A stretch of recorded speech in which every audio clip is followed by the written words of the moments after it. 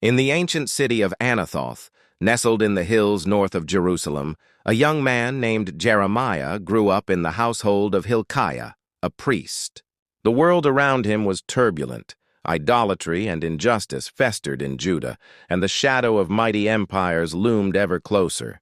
One day, as Jeremiah tended to his daily chores, a voice thundered in his heart, unmistakable and overwhelming. It was the voice of Yahweh. "Before I formed you in the womb, I knew you. Before you were born, I set you apart. I appointed you as a prophet to the nations." Jeremiah, startled and afraid, protested, "Alas, sovereign Lord, I do not know how to speak. I am too young." But the Lord reassured him, "Do not say, 'I am too young.' You must go to everyone I send you to and say whatever I command you. Do not be afraid, for I am with you and will rescue you." With trembling hands but a heart burning with divine fire, Jeremiah accepted his calling, little knowing the pain and perseverance his path would require. Jeremiah's ministry began during the reign of King Josiah, a time of reform and hope. Josiah sought to restore the worship of Yahweh, but the hearts of the people remained divided. Jeremiah's message was clear and uncompromising. Return to the Lord. Break your idols, seek justice, and mend your ways, or disaster will come upon you. His words were not popular. Priests, prophets, and princes scoffed at him. The people of Judah clung to their rituals, believing the presence of the temple would shield them from harm. Jeremiah, with tears in his eyes, pleaded, "Do not trust in deceptive words and false assurances. The Lord desires righteousness, not empty ceremony." As Josiah's reign ended and his successors faltered, Jeremiah's warnings grew more urgent. He saw the rising threat of Babylon, the world's new superpower, and proclaimed that Judah's only hope was repentance and surrender to God's will, even if it meant submitting to Babylonian rule. Jeremiah's prophecies made him a marked man.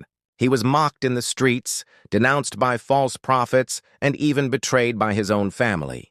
When he stood in the temple courts and proclaimed that Jerusalem would fall, the priests and prophets seized him, demanding his death. Only the intervention of sympathetic officials saved his life. Yet the opposition did not end. Jeremiah was beaten and put in stocks, thrown into a muddy cistern to die, and imprisoned in the court of the guard. Each time he cried out to God, pouring out his anguish and frustration. "Why is my pain unending and my wound grievous and incurable?" he lamented.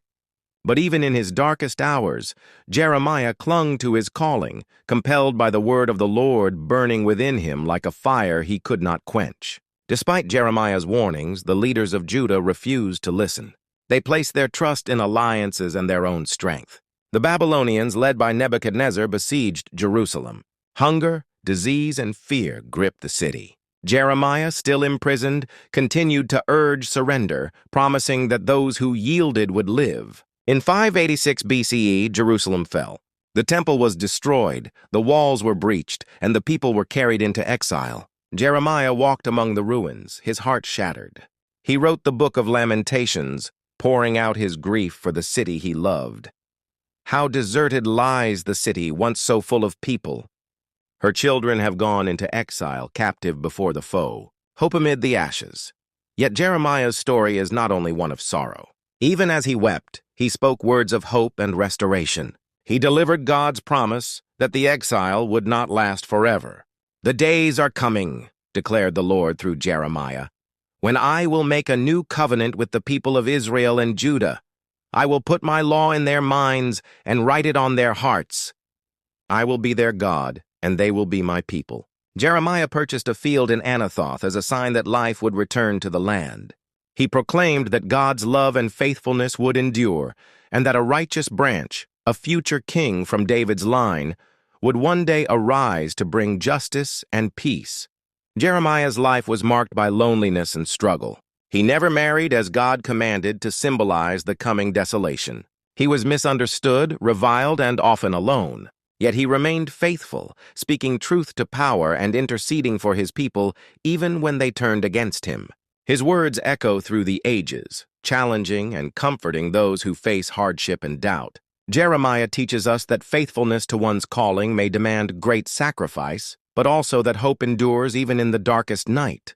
His story is a testament to the power of perseverance, the pain of compassion, and the promise that God's love is never extinguished, even in exile.